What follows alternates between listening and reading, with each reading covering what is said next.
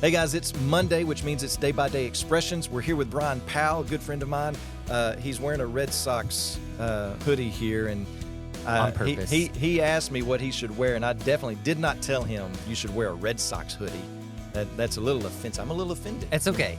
It's okay. We have this back and forth because I'm a Yankee fan, and so the arch enemy of the Yankees is the Bo Sox. That's right. But, We didn't even make the playoffs this year. That's so. right. So our jargon back and forth was limited to the season. But all right, Brian. So you're in advertising, and we've talked a little bit about creatives and how they maybe haven't been utilized in the church over the last 100 years. So how could a church utilize someone like you in the particular realm that you deal with every day in advertising? How could a church benefit from you? Yeah, I think if you have somebody in your church who works in advertising, I think that's ideal. One of the things that we talk about often in my everyday world is someone will believe their peers more than they believe me as a creative saying the things that a company should say. So a testimonial is always going to be better than a headline. Okay. And that's going to be really in from the standpoint of a person who is a member of your church.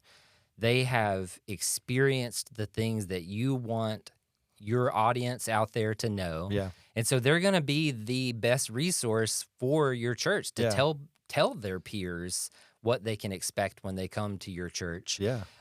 Outside of that, if you don't have anybody in your church who's in this line of work, I think you can engage other people. I think just the average person in advertising understands how to take messages. I think part of I work on the corporate side, and it's always right. I've worked for a few corporations. I've worked for a few ad agencies.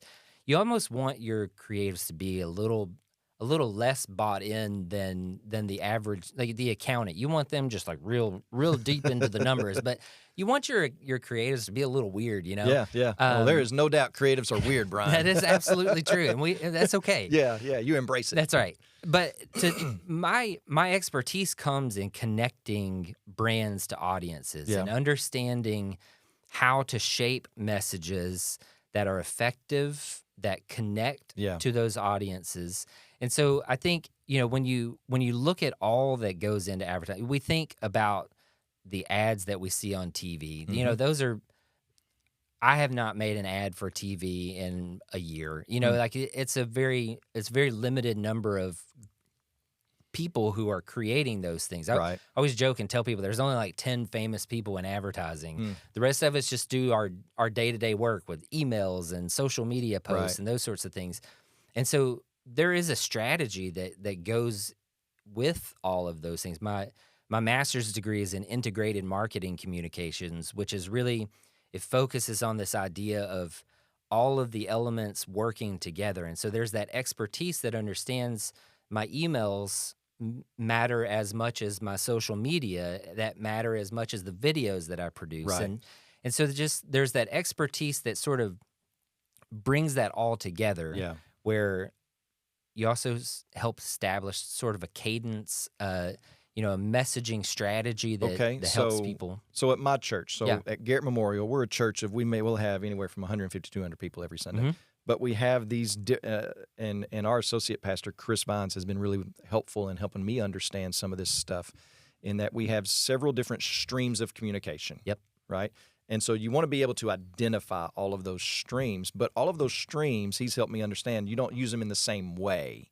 And is that what you're kind of talking about as far as the integration, that they're not all meant for the same audience, perhaps?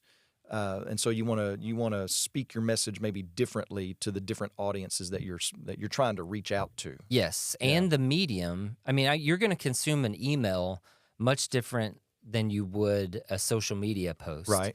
Your social post, you're a speed bump in the scroll, in the death scroll.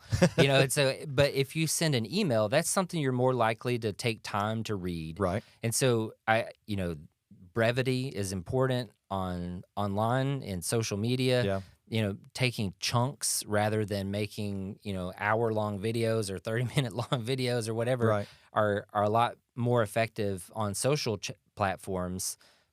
an email. Yeah. You can type a bunch of words and just make sure that the important stuff's up top for when the people fall off. Yeah, exactly. Something you said earlier just got me thinking. You said testimonials are going to connect more than a headline. Is that what you said? Yeah. Something like that. So just a simple way how a church could take advantage of a guy like you in their church would, so you make that statement.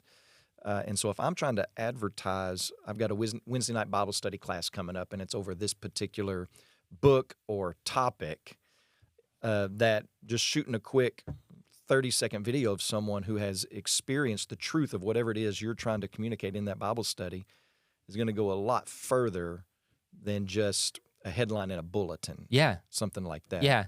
And I think also with the outreach portion of it, I mean, like you as a pastor, if you were to invite someone to your church, it's almost expected of you. That's a bullet point in your job description is inviting people to church. But when you have a member of your church inviting their friends to a certain thing that your church is doing, there's a different emotional connection between those people because they're peers. They're saying, hey, this person really wants me to be a part of this. Right. And that makes them feel something. I remember a pastor talking about meeting a new neighbor that had moved in. And he ended up telling him, I'm a pastor, whatever. And the pastor said, we're going to have the talk, right? It was because that's I'm supposed to. This is in the job description. But a church member it's a voluntary thing, and it's because they really desire for you to know and to experience what I've known and experienced there. So there is a greater connection, it would seem, from the member to guest versus from pastor to guest. Right. Type of situation.